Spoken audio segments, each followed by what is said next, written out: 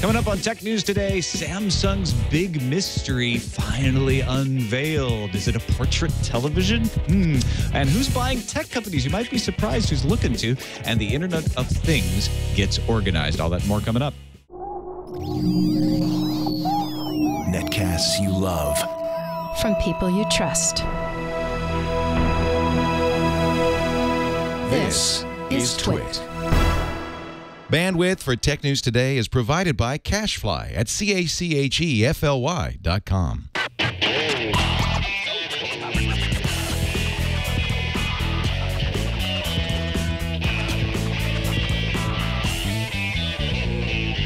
This is Tech News Today for Tuesday, January 8th, 2013.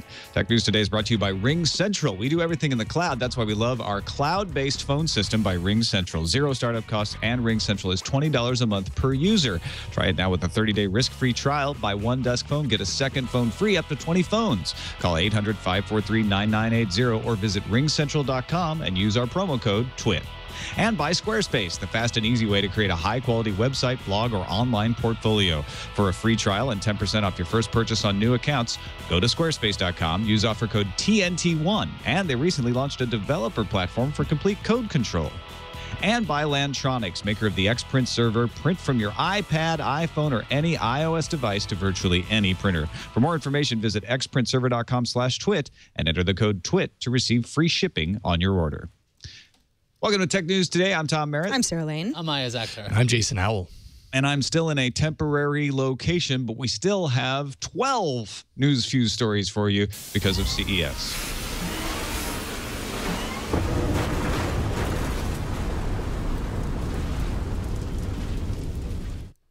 Sony shook things up at CES yesterday by announcing new 55 and 65-inch 4K TVs, as well as a 56-inch OLED 4K TV prototype. Wait, everybody's doing 4K TVs. That wasn't the shakeup. No, it was the 4K distribution system that features Sony Pictures content and other stuff, so you actually have something to watch in 4K, right? Was that it? No, wait, no, it was a phone. Nobody announces phones at CES anymore, but Sony isn't nobody. Or something. Anyway, the Xperia Z is a 5-inch quad-core Android phone with NFC and a 13-megapixel camera and water-resistant. Oh, whatever, Sony. Intel's talking some big talk at CES as well. The company says that by the end of 2013, $599 touch-enabled Ultrabook tablets, Ultrabook laptops rather, will be on the market, and that devices will be required to support touch input. But that's not all. Intel is also promising functional all-day battery life. If this is all true, we're looking at obviously lower-priced PC market with prices matching tablets. And with touch capabilities, the line between Ultrabook and tablet is ever less clear. This year's CES is the first not keynoted by Microsoft in a long time. So to ease the transition, Steve Ballmer made a surprise appearance at Qualcomm's keynote to show off Windows Phone 8 and RT. Of course, the two operating systems run on Qualcomm chips. As for Qualcomm news, CEO Paul Jacobs announced the Snapdragon 800 series processors, which he says will be faster than many laptops. Valve unveiled their gaming product codenamed Piston. It's a modular PC designed for playing PC games on a television. Valve worked with Xi3 to develop the machine, which is the size of a grapefruit. No other details or internals, availability, pricing, anything like that was given, though. AT&T's got some bragging rights. Its unit sales topped the 10 million mark for the first time in history during the fourth quarter of 2012. It set a 9.4 million record the previous year. The company pins those good numbers on the best quarterly sales of Android and Apple smartphones, including the launch of Apple's iPhone 5. Back in September, AT&T had announced that the newest iPhone was officially the fastest-selling Apple device ever. That was even before Apple announced the same thing. People of Chelsea and New York City, listen up. Google's going to give you free Wi-Fi all over the Chelsea neighborhood. The service is a partnership of Google and the Chelsea Improvement Company and will be the largest contiguous Wi-Fi network in the city. People used to say only Nixon can go to China, but Tim Cook says, F Nixon, I'll go to China as many times as I want.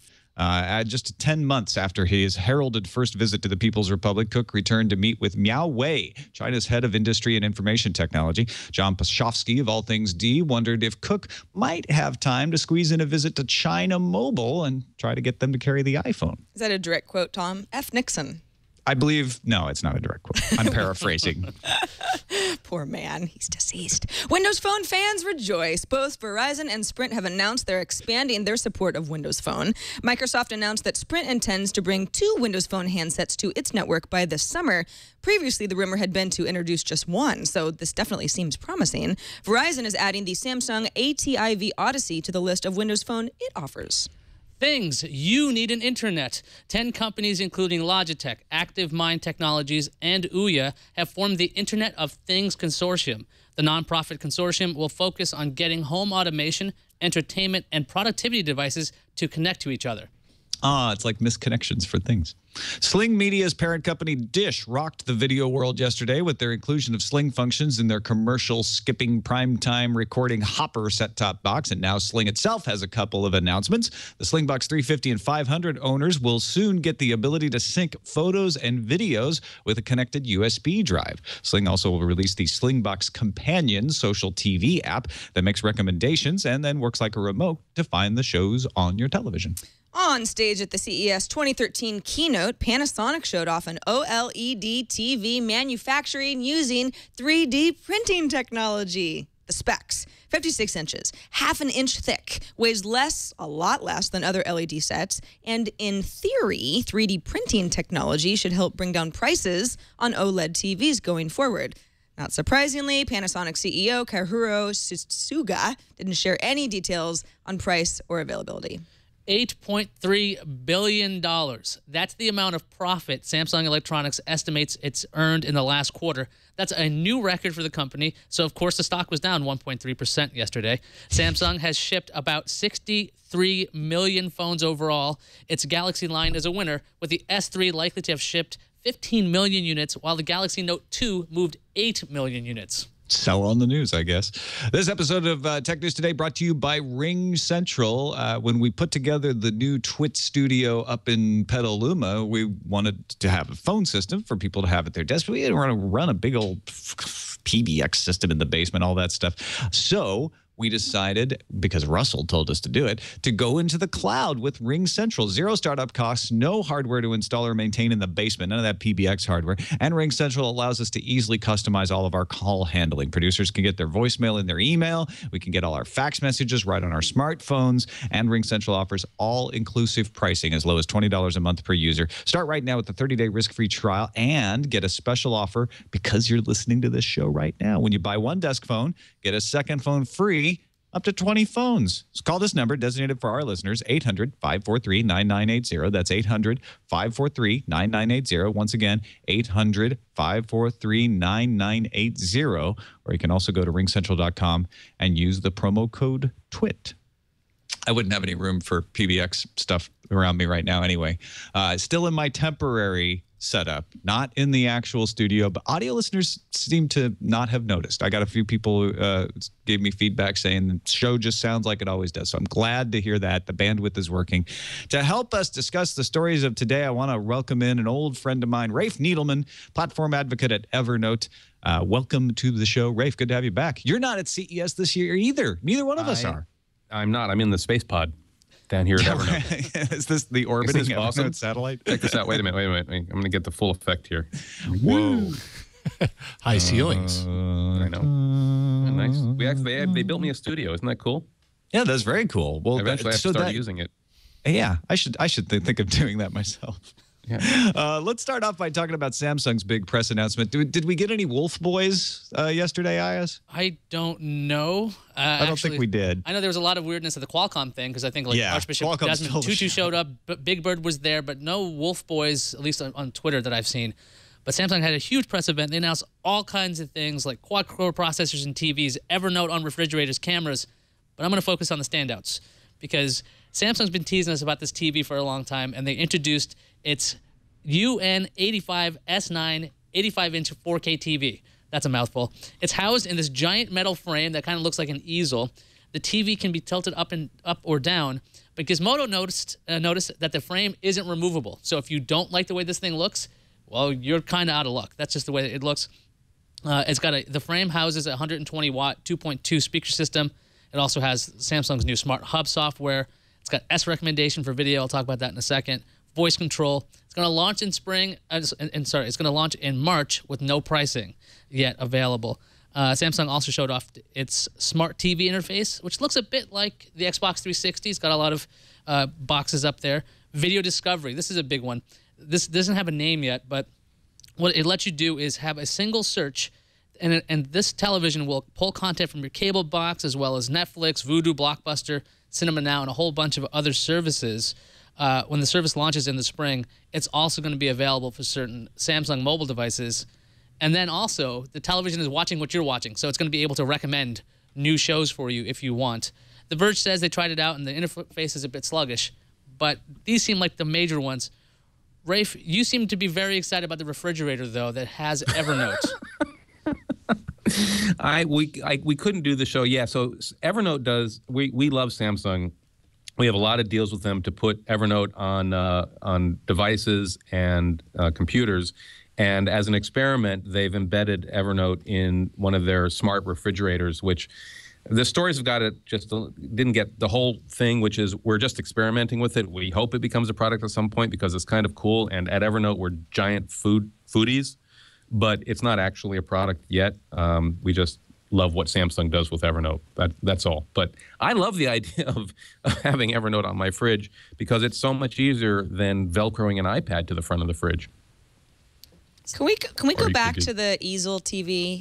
Can we just address this? I'd love to. Go. Yesterday, Jason and I were sitting. We weren't just sitting around. We were working, and he goes, "Oh, so this is finally that TV, that we were all wondering what it was going to look like." And we're both sort of looking at it like, "But why does it have all that stuff? And why has it got it's like this frame that it's not really fitting in, not only on the bottom but then over the top." And it's not removable. I mean, I earlier this year spent a lot of money on this, like 3.1 surround system where I've got a center speaker. Mm-hmm. So it's really important for me to get the TV up and off of whatever, the entertainment center it's sitting on, so that I've got this sort of center channel. And this already is just like, no, this is a complete mess. I would never use this. Are they going to sell this thing, or is this just a design study? Because I agree with you. That looks like that would only work if your living room is furnished with beanbags. It's going to launch in March. It's supposed to be a real product. It almost only works if you don't have any sort of set-top boxes connected into the TV whatsoever. Because, it's easy for us to do that now because we have stands the TV rests on. This is so freestanding that you have any cables coming out of the back going to another stand that has all of your set-top boxes, it's going to look really weird. If you don't have any of that stuff, it might look pretty slick. You're supposed to use smart TV, Jason. Right, exactly. Just with the Ethernet, and then that's all you need. All of your television needs will be solved. Right. You guys are such killjoys. It's an unprecedented design, right? We've never seen this. Maybe for good reason, because you would have wires sticking out every which way. And can we get back to why did they use a portrait? Like, why was the whole portrait thing part of their kind of design dialogue for the run up to this? Ayaz, did you mention that we actually they actually talked about the ability for people to watch two different programs at once? No, I didn't. I wasn't even aware of that. Tom, could you fill me in on that? I don't know if it's part of the shipping product. In fact, I'm pretty sure it's not. I think it's a part of a prototype. But they talked about you would have to wear special glasses, so it's doomed from the start, that would have headphones built into them. But two people could be watching this 4K TV and see different programs. Oh, jeez. Oh, it sounds like it's using 3D technology, right? So the left eye gets one show and the right eye gets another, and then one person is wearing left eye glasses, and the other person is wearing right eye glasses. And with 4K, you can deliver two 1080p signals. I see. I think there's a Sony PlayStation and television. at 240 hertz, it could actually be fast enough. There's a PlayStation television that does that already, I think. If you have, it's a niche product, but I guess you want to have as many bells and whistles as you can on a product like this. It's just, I think this is a showpiece thing, right? This is an enormous television. It's got 4K resolution, so that's going to be their big hook. But it's incredibly impractical unless there's some kind of cable management built into the housing. I think maybe. We didn't get a price or availability, did we? No pricing on this yet. Well, and also, I mean, maybe that whole easel thing is just temporary. Maybe that just is some sort of a CES thing. But that's incredibly foolish, if so, because it's getting so much press for this sort of bizarre housing around the TV. So if it's actually a TV that's, really wonderful and thin and all that good stuff, and the easel was just for promotional purposes, they're getting press for all the wrong reasons. That's right. Is it a touchscreen? I want an 85-inch touchscreen that I can throw my body against. You and Steve Ballmer. Let's move on to it's a word picture I don't want to go to. People showing up at CES shopping for tech companies. Malik has an interesting post up about the new guard. Not the regular suspects, right, Sarah? Yeah, this is a great read over at GigaOM. Just how acquisitions are changing. You know, it used to be if you were a tech startup, you're doing really well, you had some traction with users, you could hope to be picked up by Facebook or Google or Yahoo or Microsoft or maybe even Apple or Amazon, and that's all still sort of. It's certainly true. It's not that those companies aren't interested in startups anymore, but the companies, the larger companies that have the money to spend on startups, either for talent acquisition or tech acquisitions or both, have really expanded. He cites two examples. Avis buying Zipcar just a couple weeks ago. It was certainly in 2013 for $500 million. Today, Athena Health announced that it was paying almost $300 million on a startup app service called Hippocrates. And you can look at something like a company like Starbucks last year with a huge partnership with Square. Starbucks is, they sell coffee and food, right? It's like they've got many stores all over the world, particularly a very large concentration in the U.S. Everything's going really well. Does a traditional retailer really need technology? Well, Starbucks says yes. We see where the future is going, and that made a lot of sense for them. And it was technology that it made sense to partner up, and in some other companies' cases, acquire rather than build internally. Malik also notes that, thanks to social media, Twitter and Facebook are the big ones, but a variety of social media, the internet is where people go to voice their complaints and their concerns. So if you've got some sort of a local branch of a retailer doing wrong by their customers, well, everybody's going to hear about it. So this is the sort of thing that you have to attack on a larger scale. And traditional retailers, let's say, a retailer like Macy's, right? A big department store, they've been around forever. Can I really go to Amazon and have the same experience as Macy's? No, not right now, but they're getting closer. And at some point, some company like Macy's is going to have to figure out, how do we compete with the e-tailers that are eating our lunch?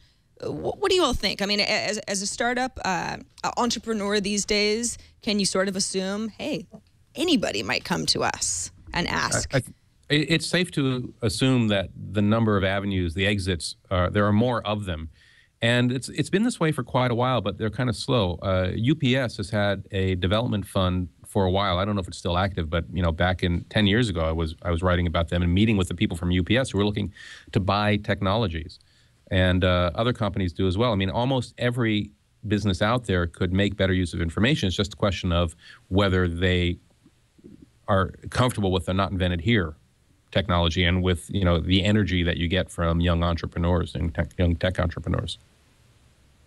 Ayaz, what do you think? Is this? Do you think 2013 is going to be a big year for the old guard, if we want to call the companies that, realizing that they need to expand technology and startups are the way to go?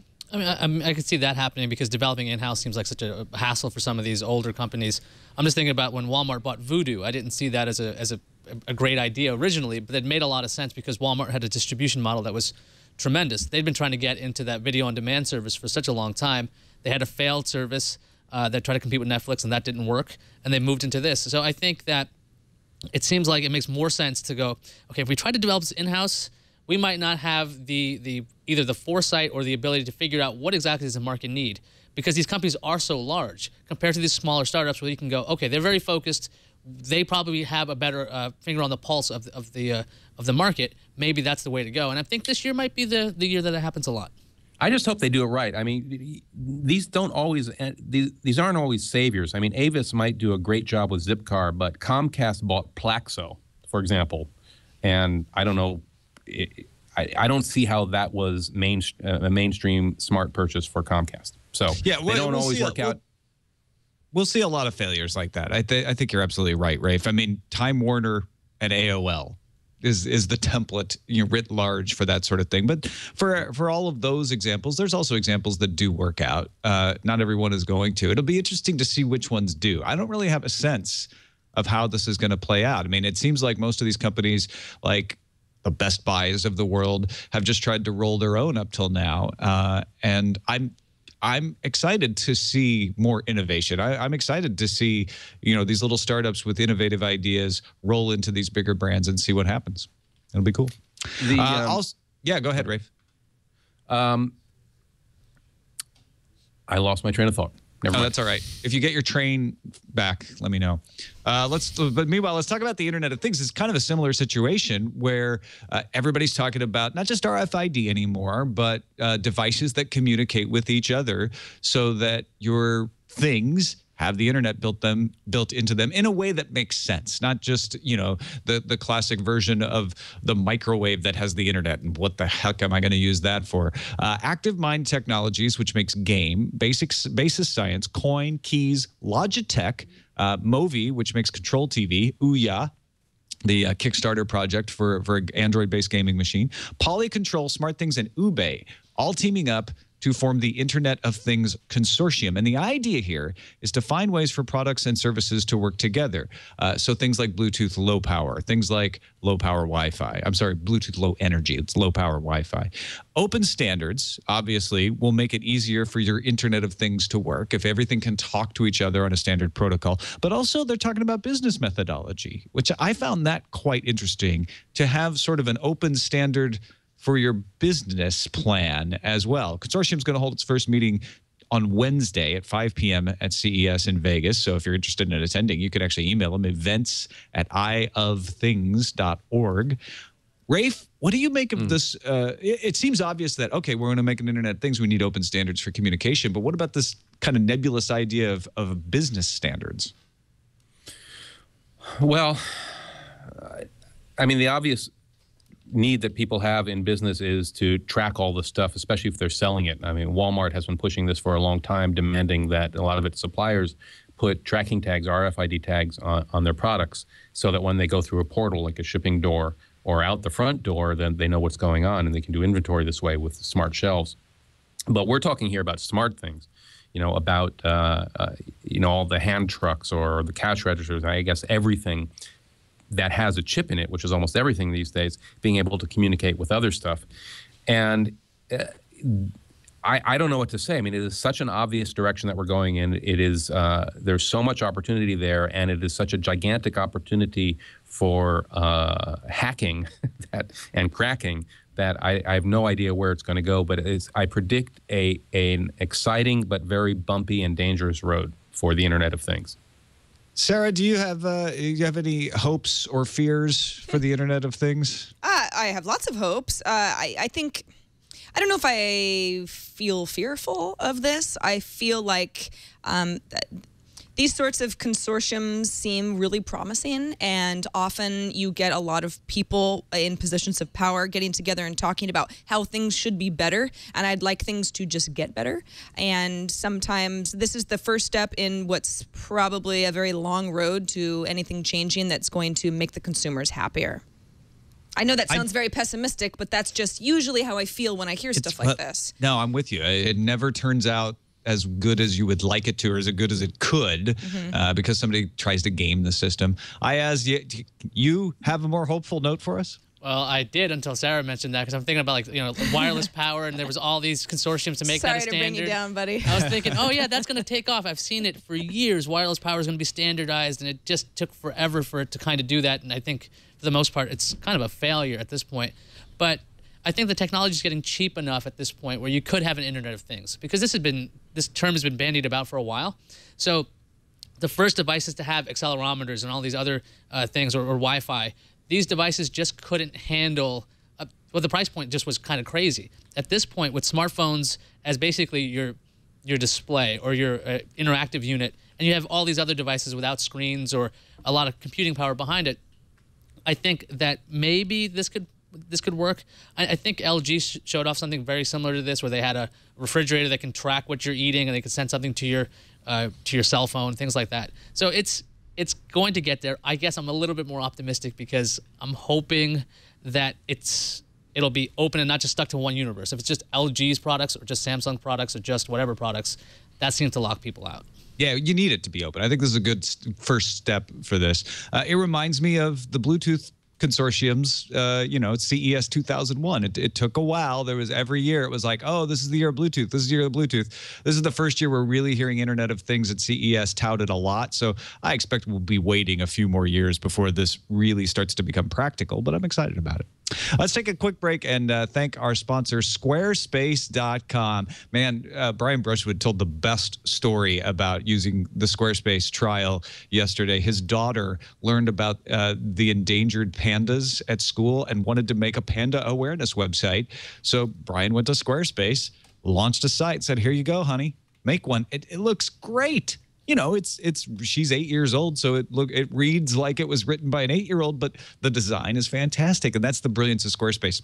Doesn't matter who you are, what your message is, you can get your message there and get out of the way and let it look good. Nobody's going to say, oh, yeah, design is awful, because you've got these great quality designs. And of course, Squarespace does that mobile responsive thing where the design adapts to the screen size that it's being viewed on, whether it's a phone or a tablet or a laptop or a desktop. They even resize your images when you upload them so that they look right on all the screens, and it's fast and easy to use. Drag and drop functionality for all the customization tools, social media integration. You got to go try it out. It's a free trial. You don't have to give them a credit card or anything. Just go to squarespace.com, sign up today, try it out, maybe even use one of their import tools to bring in your current blog if you've got one, see what it looks like. And then if you do decide to purchase it, use the offer code TNT1 and get 10% off your first purchase on new accounts. That's squarespace.com. Use that offer code TNT1 if you do decide to buy it. Get that 10% off everything you need to create an exceptional website. And we thank Squarespace for their support. All right, Sony announced a bunch of things as well at CES on press day yesterday. What did we hear from Sony, Ayaz? Their biggest thing is they're introducing a flagship phone. I mean, they did this last year. They're one of the few companies remaining that actually introduces phones at CES, and we're talking about two Android-powered phones, Xperia Z and Xperia ZL. I want to say X for some reason. Xperia Z. So it runs Android 4.1. It's upgradable to 4.2 after they hit. Both of these devices have 5-inch 1080p displays. They both have 13-megapixel cameras that can record HDR video. So if you ever wanted to do HDR, but in video, you'll be able to do that. It'll support LTE. And inside, there's a 1.5 gigahertz Qualcomm quad-core processor. Now, the Z has all these extra features like flaps. So it's actually water-resistant. You can submerge this device in a meter of water for up to 30 minutes at a time. So if you wanted a really premium product, because Sony says this is going to be at the premium end of the market, you'll be able to dunk this in water. I'm not sure why, but you can. The XL on your yacht. I know why. Yeah, of course, and when you go diving off your yacht there. It's all, yeah. There's also the ZL. That's the less premium one. It's a little bulkier. It's got a plastic back instead of the double glass. It's not water resistant, but there's no pricing available yet, and the carriers aren't mentioned yet. Rafe, do you think these devices stand out at all? It's hard to get excited. For me, anyway, it's hard to get excited about yet another black slab that runs Android, although I love the hardware. I frankly don't know what I'd do with a 1080p display. I mean, I think you'd have to have your nose like right up on it, right, in order to see the pixel density. But sounds like great hardware. Sounds like great for gaming, which is what these things are, what all that processing power is fantastic for. But can you watch two shows at once? I guess you could watch them in really poor resolution, I guess. I don't think it's got the ability to do that yet. I think the next big thing is going to be the environment-proof phones, because people are always dropping phones in sinks and other receptacles, and it's really important that when it just falls out of your pocket, you don't have to run down to the shop and pay $400 and get a new one. So I think that's a great feature. I'd like to see all phones have a little bit more environmental resistance. Yeah, I agree with you, Rafe. I have dropped a phone in the toilet in the past. It was very tragic, and no amount of rice made that phone come back to life. She means to dry you have to take it out the of the phone. toilet first. That's you correct. weren't throwing it at it like a wedding. No, the rice and the toilet are two totally different things. But and you take it into this was an iPhone. I took it into the to a genius at the Apple store, and they've got little tricks where they can look right away and be like, yeah, this is water damage. Oh, they have moisture sensors to rat you out. Yeah, they're terrible. They open it up and the thing is saying, this person's a klutz, That's right. give them the refurb crap. Yeah, they're like, you're a toilet lady, and it's your fault. Exactly. This is not covered under any warranty. But yes, I mean, things happen, and you hear about this all the time, and that's, you know, a surefire way for your phone never to come back. The HDR video recording, I'd love to see what that looks like, because HDR in general in camera phones was sort of this neat thing that's gotten really overdone, and now everyone's like, ugh, HDR photos are the worst. That's like the sloppy filter. So I would like to see if that's helpful at all. It's kind of neat, kind of gimmicky, I guess, but at least they're trying new stuff. Tom, what do you think? I mean, Sony gets like a 1 month lead before a Mobile World Congress. Is this going to be a very cool phone from a month from now? You know, I feel like Rafe does. No disrespect to these specs. This is a great piece of machinery, but it's just hard for me to get excited about another little black slab. And maybe it's just because I am not excited about HDR video recording. I am not, you know, really into the 1080p screen. I don't need that great of a screen on a small device like that. So maybe I'm just being a curmudgeon, but this doesn't thrill me the way I think Sony would like it to thrill people, but that doesn't mean it won't thrill other people. And yeah, I think Sony needs to have a little bit of all the attention on them at an announcement. I think they would get lost in Mobile World Congress. Let's talk about 4K TVs, because that's kind of the rub at CES, is that all it's about are new TVs, and every year it's another thing, and this year it's all about 4K TVs, right, Sarah? Yeah, that's right. Wired had a great article that the gist of it really is, it's not that 4K isn't an amazing technology. It's just really not worth our time and money yet, and the industry has to pretend like it is. We've got 4K was announced last year. I mean, that was the first time I started hearing about it regularly. So these are really expensive TVs. They're going to be the next big thing. It's, you know, it's 4 times what we're used to with 1080p or 1080 technology. And now they're calling it Ultra HD, because 4K is maybe a little bit confusing for people, but it's all sort of the same thing. And now everybody's got it. You know, it's Sony, Vizio, Sharp, Samsung. We've talked about them earlier in the show. Everybody's got the new 4K TV, but nobody's talking about price. LG was actually one company that did announce a price on an 84-inch OLED 4K TV, retailing at $12,000. Now, that's 84 inches, so when TVs get that big, that is the point where you could say, ooh, 1080, I can see some breakdown, right? When you get to a big enough size, that's where 4K starts to shine. But who's spending that kind of, nobody. That's crazy. That's not consumer stuff. These things all have to start somewhere, right? I mean, you know, HD was expensive, plasma was expensive, LCD, LED was expensive. The question for me is, you know, are people actually going to buy these things? Because there's always something new. Every couple of years, you get a new entertainment technology, and they foist it on us, and the arguments are the same. Nobody's going to buy this stuff. It's too expensive. And 3 years later, it's under $1,000, and everybody has it. So is 4K going to be that? And how is our infrastructure going to support this bandwidth? That's my big issue with 4K. Well, you could say the same thing about bandwidth, right? Everybody says, nobody's going to be able to get HD video over the internet. The bandwidth just isn't there. It's not and now we're getting HD video over the internet. So the bandwidth will increase too.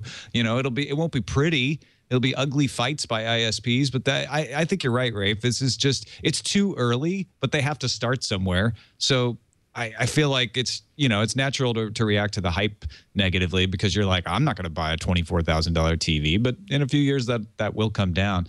I personally would skip 4K and wait for 8K. I mean, you're going to have to wait 10 years for it probably, but why do the jump from 1080p to 4K when you know another one's going to be coming down the pike? Well, and also I'm waiting until you can paint a TV on a wall of any size. That's what I'm waiting for. That's what I want.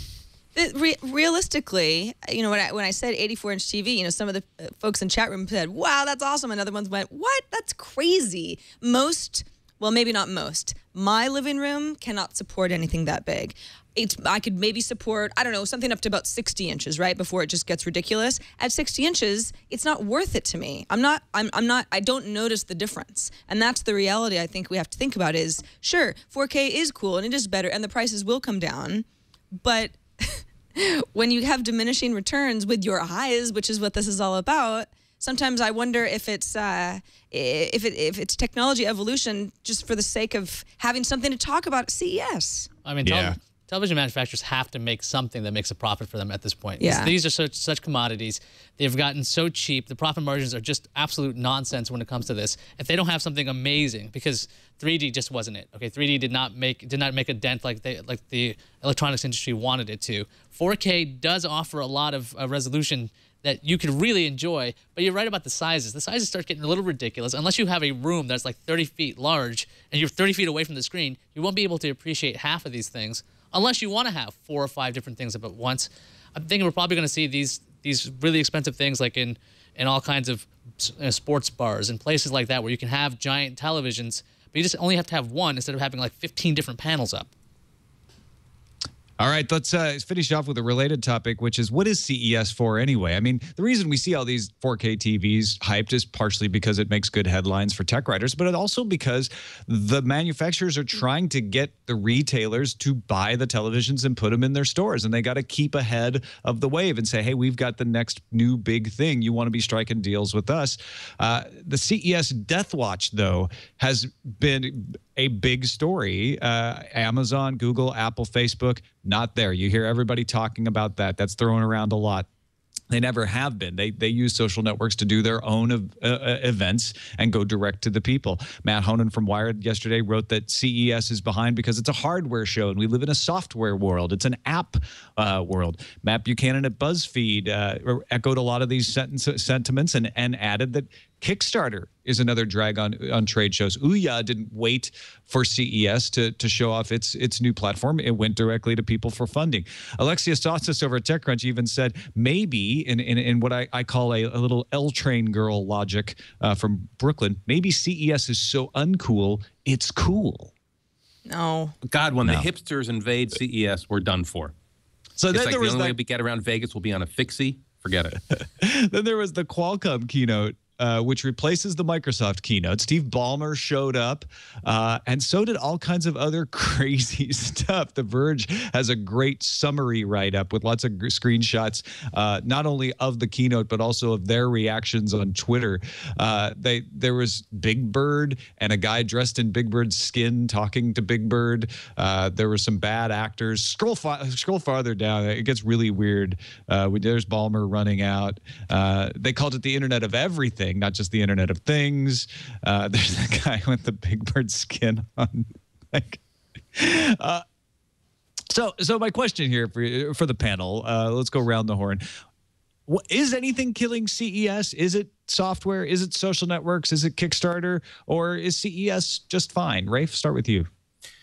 It has a purpose. It's a great place to get together with all your chums. And I think a big company like Samsung or any large electronics company can do a lot of very efficient meeting and business at a place like this. However, I agree that it is very smart for Apple and maybe even for Microsoft and other large companies to stay away. They do not need CES to get press. That's not what it's about.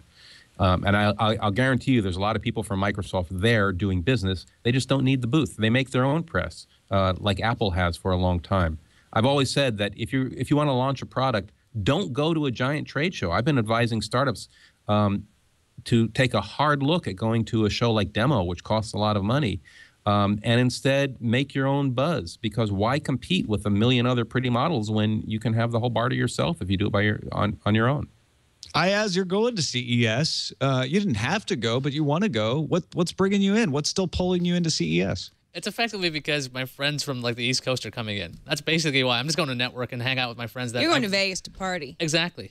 Like I'll be on TNT every day, but I will be like probably with sunglasses on or something. And then just the hardware is like an added bonus. Oh yeah, that's just icing on the cake. I feel like a lot of other people do the same thing. I think this is probably the last. There's a lot of complaining about CES and my feet hurt and the show's so big and blah blah blah, but people have a lot of fun. It's a big networking event. And, you know, we're not covering it for Twit this year the way that we have in years past. But in the last couple of years, Leo and I, for iPad Today, have walked the part of the floor that's all sort of dedicated to iDevices and, you know, third party. They've got all sorts of really interesting, some of it is junk, but some of it is very innovative add-ons and stands and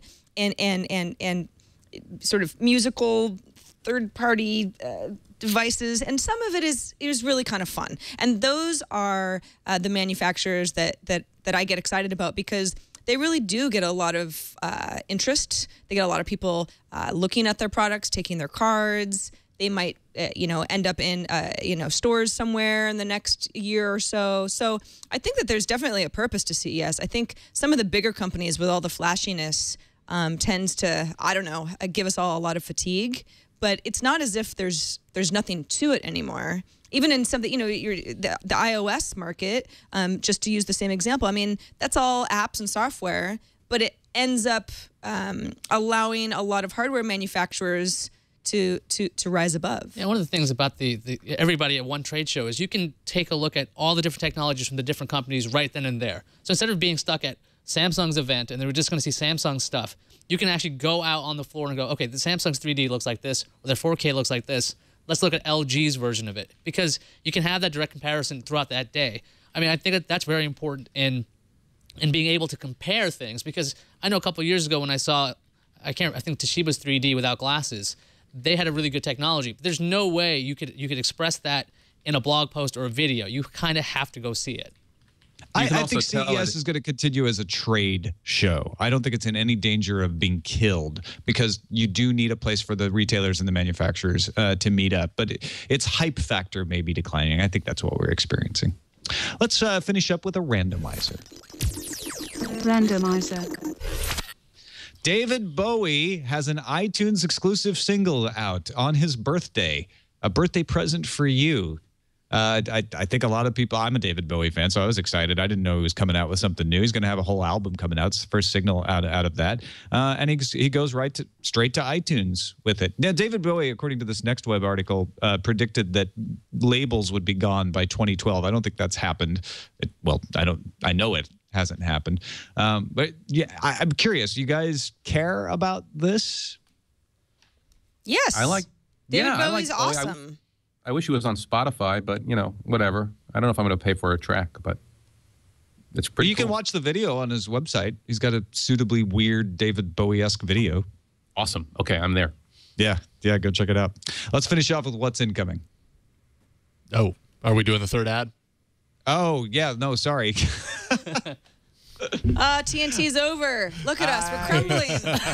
I'm falling apart. It's these looming boxes about to fall on me. Yes, we absolutely, before we do feedback, we should thank our other sponsor, Lantronix.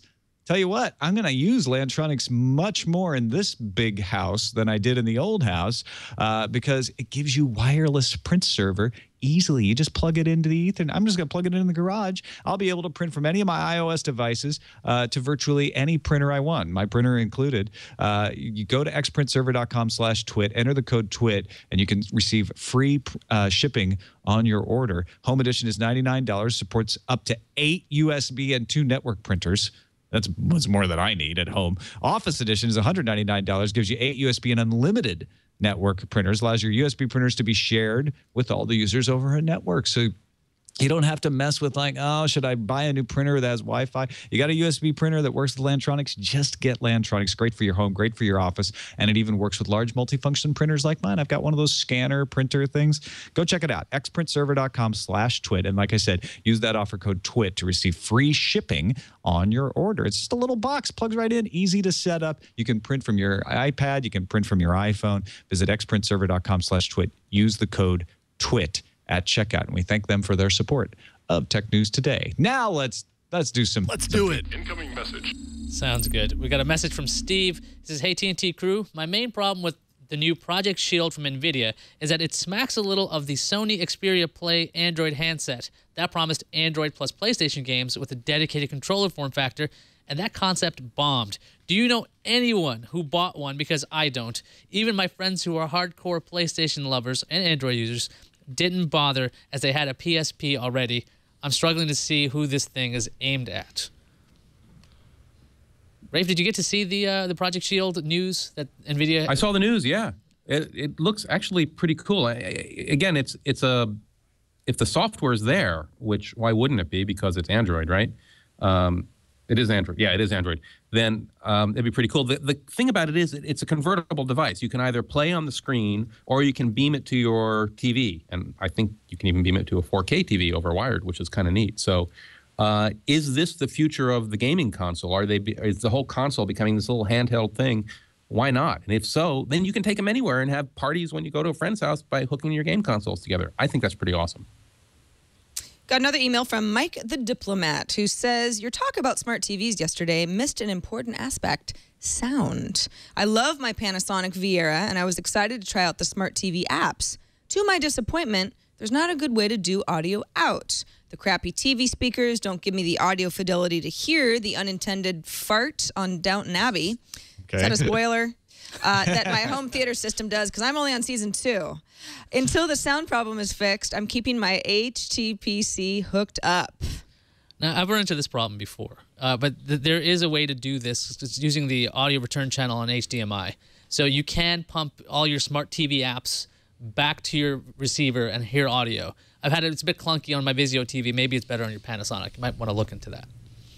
All right, that is it for this episode of Tech News Today. Rafe, thanks so much for joining us. Give a plug to your Evernote-powered refrigerator or whatever else you got. I'll tell you what, I want to plug the blog that I'm writing about startups, where 2 or 3 times a week I take a look at a new startup. And Opportunity Notes is the name of the blog. You can find it at OPPNotes, opnotes.com, and it's also a podcast you can find on iTunes and Stitcher. Excellent. Check it out, folks. Opnotes.com, right? Yep. OPPnotes.com.